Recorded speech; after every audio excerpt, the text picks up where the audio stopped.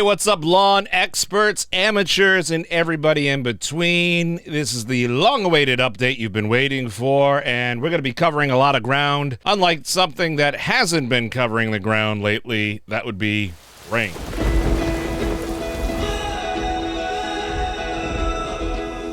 So we are officially in a drought here in southern New England, and of course that means, some communities are on water bans. They're on alternating days when they can use outside water, or certain times they can do certain limited things. So when it comes to the environment, it comes to weather, really want to bring you the expert information. Here's my buddy Anthony Macari from NBC 10 to talk a little bit about what we've been going through and what he's looking at coming up in the future.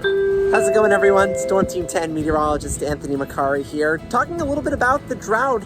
As we know, it has been rather dry. Just look at all the grass across the area, right?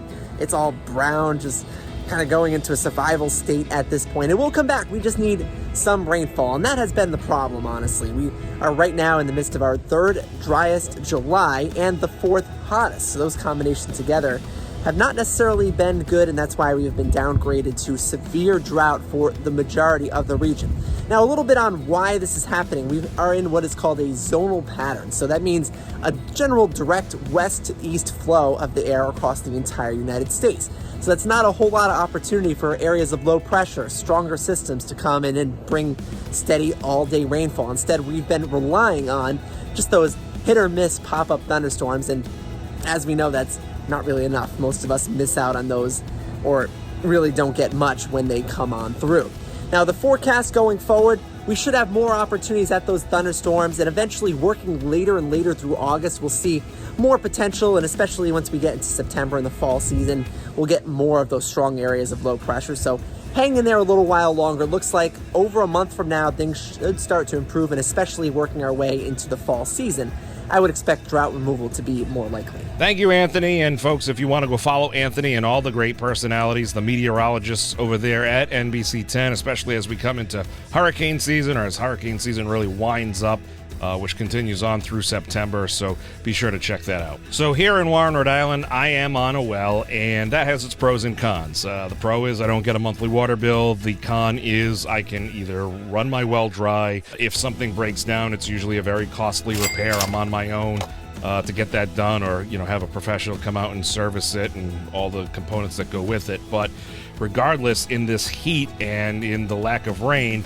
I'm being very cautious. I have a sprinkler and a nozzle that I put on my hose, which are more suitable for a well, where it reduces the amount of volume of water that's coming out, but it increases the pressure. How it does that through the way it's engineered. But I drive around my neighborhood, and there are some lawns that are struggling. There are some lawns that are completely fried. I'll have some pointers about what you can do right now and how to, some immediate actions and stuff a little later in the video. You can actually jump to this timestamp right here to fast forward to that. First off, in my last video, I mentioned that this season I will be doing some lawn leveling, and that's where you make it really smooth underneath your feet. Last year I did the steamroller, or the big smooth drum roller. This year I'm going to do some lawn leveling, bringing some dirt in and some sand to raise that canopy up. I'm going to be doing that later in September, October timeframe, when the lawn is hopefully back to thriving again. But I saw this video from this guy, Princess Cut Lawn Care. He's in Chicago, and he's got a great channel out there if you want to check him out on YouTube. Because of where he is and the size of his yard and all that other good stuff, he is usually relegated to local garden centers, or like a Home Depot or a Lowe's to get supplies. He actually went to Home Depot and bought this mixture here, which I put together. It's using some potting soil, some sand,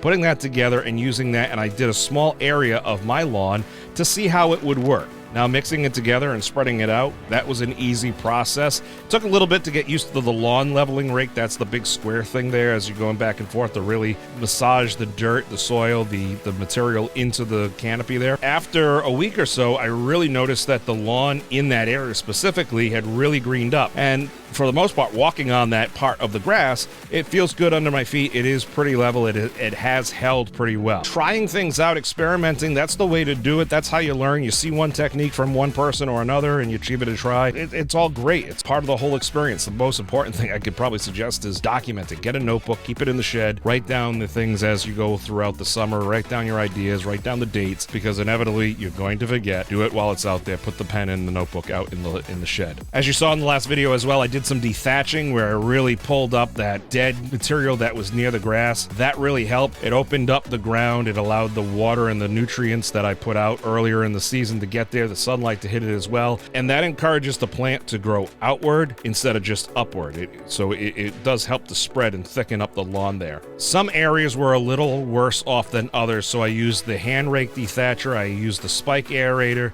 and I even used the little hand cultivator there to kind of break up the dirt, throw some soil in it, throw a little peat moss on it as well, water it, stay off it as long as possible, and really let that thicken up. I've had great results in that area up until, of course, the drought. Now, as we get back into September and October, my goal is to do a complete core aeration, go through, really open up the soil, get some air in there, get some water in there, really loosen it up a bit so the roots can take hold and expand as they need to and really thicken up the plants. That is the ultimate goal. After that, I look to do a very thorough, comprehensive lawn leveling where I'll be using some screen loam and some sand, spread it out, and start raising that canopy layer up to make it nice and smooth. Still got some of those bumps and lumps that happen as time goes on, but as you braise that layer up, it starts to feel more and more like the putting green of a golf course underneath your feet, which is great, especially if you have little ones running around. You don't have to worry about a twisted ankle or something. You just got to pay attention and do it slowly. You don't have to do it all at once. This is a long-term project. This is something to enjoy being out there if you enjoy it. If you don't enjoy it, why are you watching right now? Because you enjoy me, maybe. The new lawnmower. Since starting this whole venture back in April of 2020, I have been using a manual cylinder reel mower. I got rid of the rotary mower. That's the mower that spins like this. And I use the cylinder reel. You know the one I'm talking about. I started off with a cheaper model that first year. My parents got me this really awesome heavy-duty 22-inch silent reel, and I've been using that for the last year and a half. But, oh my goodness, I've got a new lawnmower. Never thought I would be so excited about this. Now, there's a lot of brands out there. There's Swardman, there's Toro, there's John Deere, there's TrueCut.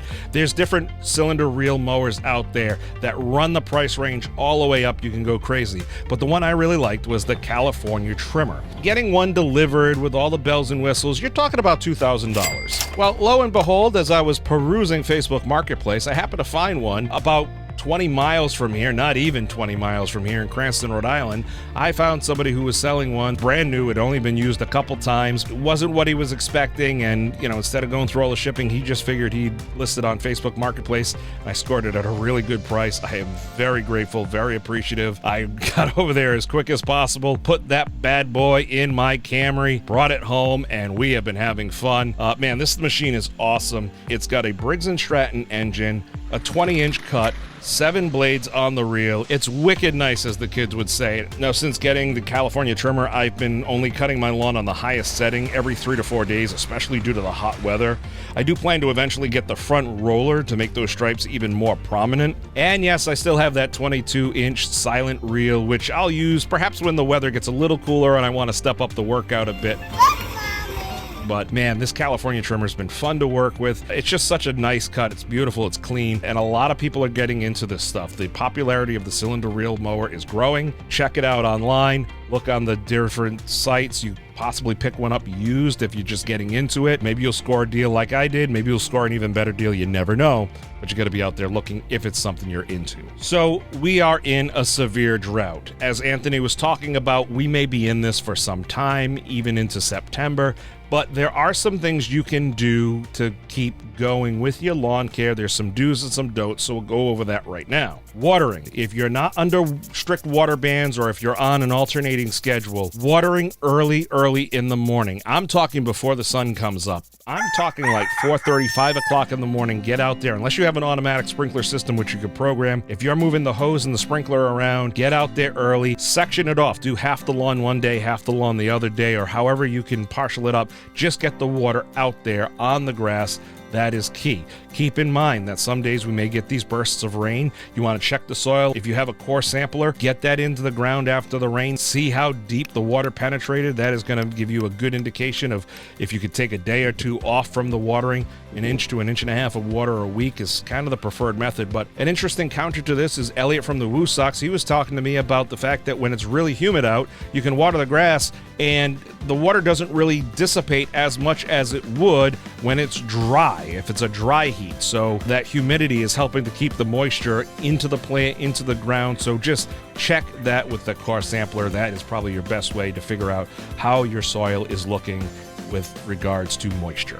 It's important, you want to avoid regular nighttime watering, and I'll tell you why. Because if you water at night consistently, overnight, that water doesn't evaporate, it just sits there, and that allows fungus and disease to kind of grow, and that can really wreak havoc on your lawn, even if the grass is dormant. If you have to water at night because you have an early day the next day, or you just can't get out there as early for whatever reason, doing the watering at night once in a while, it won't hurt. If you're not making a habit out of it, you can get away with it. But again, that's only once in a great while. Avoid watering at night. Feed the lawn. The lawn is hungry. If you've been able to keep your lawn lush and soft, if it hasn't gone dormant, it's not hibernating, you need to feed that lawn. It needs the nutrients. It needs the additives, those micronutrients. It needs it to grow. It's kind of like in the hot heat. You can't just drink water. You have to drink something with electrolytes as well. You have to mix in those nutrients so you keep on going. The proteins, all the fun stuff, all the sciencey things. A great way to get that going if you're not super into this stuff, if you're new, is Milorganite. I recently did a round of Milorganite, which is certainly a good all-around product to use. I tend to use half to 3/4 of what the package calls for, as I keep my lawn on the shorter side. So I'm doing more of that micro-dosing that Ryan Knorr, Grass Daddy, will talk about, where you're just kind of fine-tuning it. I'm paying a little bit more attention, and I just don't want to oversaturate it with too much nutrients, and it just ends up, vaporizing, going into the ether. When it comes to the nutrients and feeding your lawn, Grass Daddy and Ryan Knorr are two incredible resources. Go check out their YouTube channels. Go check out their content. Type in their name and what your question is or what your topic is that you're looking for more information. It will bring it right up on the YouTube. They're great resources. We're lucky to have them. And of course, it always helps when you like the video and subscribe if that's something you're into.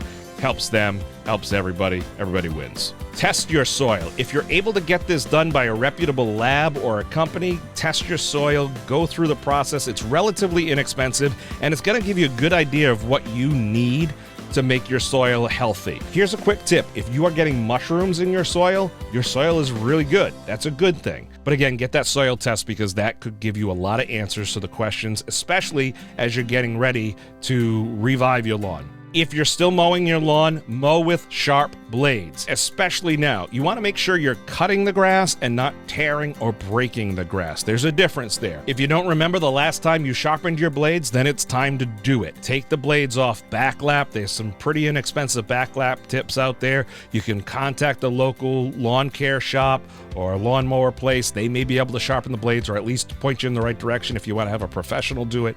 Doing the backlap kits, those are pretty inexpensive. It's not hard to do as well, but you want to have sharp blades. You want to be cutting the grass, not tearing or breaking it.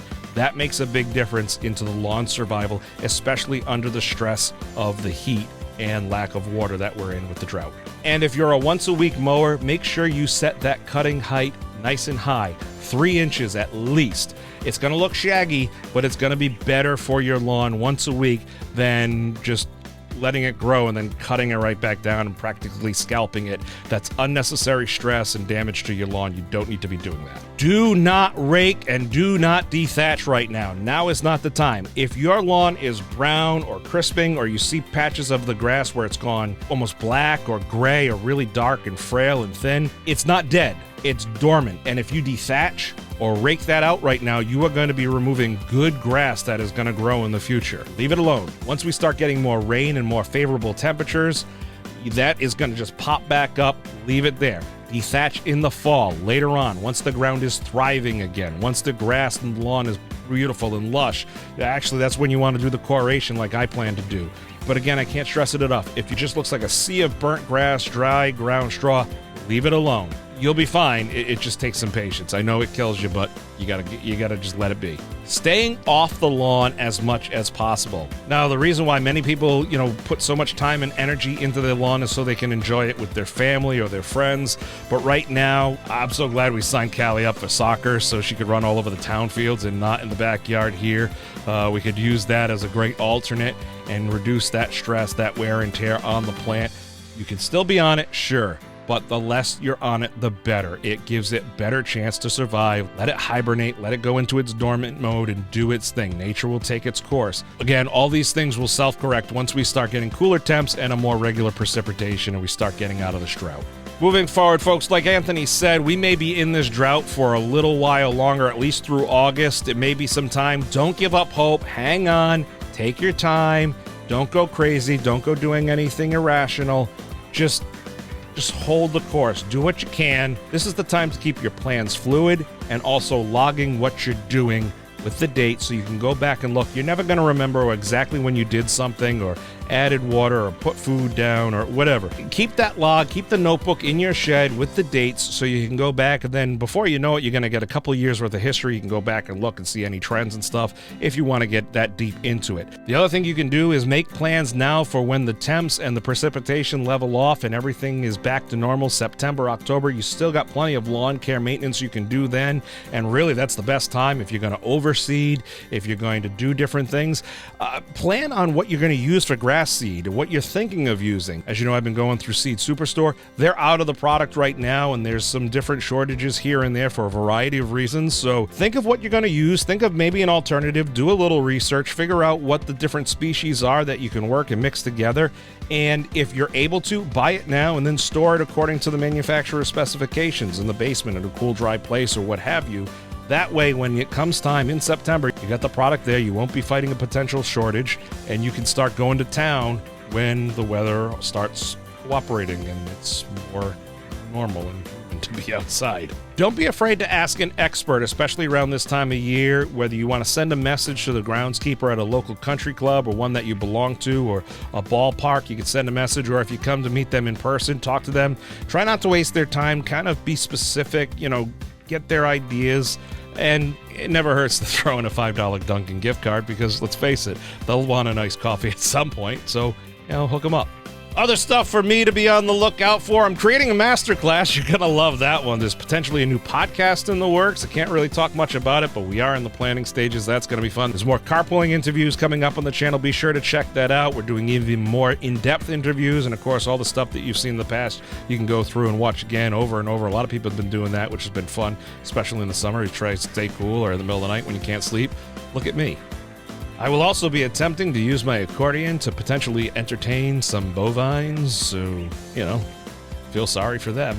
As always, a shout out to Cardi's Furniture and Mattresses. Folks, right now is the time. They still have outdoor furniture. If you want to enjoy the outdoors towards the end of the summer into the fall, now's the time to get in there. If you're looking for back-to-school items, if you're updating your kids' room as they're getting into a new grade or a new school, this is the time to go check them out over at Cardi's Furniture and Mattresses and Cardis.com. All the great stuff there. Don't forget the mattress for the kids. That's very important. They're growing. They grow at night. They grow when they sleep. That's when they need the most support. They need an excellent quality mattress so they can wake up feeling refreshed, rejuvenated, and ready to take on that new school year. It's almost here, folks. It's almost back to school time. Don't worry, it's coming. And I hate to mention it, but the food holidays are also coming. So if you're going to be entertaining as we get closer to the end of the year, update that living room, that dining room, now's the time to do it. Get in there, get it selected. If you want to custom shop it, whatever you want to do, obviously Cardi's Furniture and Mattresses has everything right there. Go check them out. Nairobi, Ron, and Pete Cardi, they got you covered. Go check them out. And to all you who watch, comment, like, share, support, show all that fun stuff too, I appreciate you. Thank you so much, and good luck out there. Have fun. Let me know how it's going in your yard.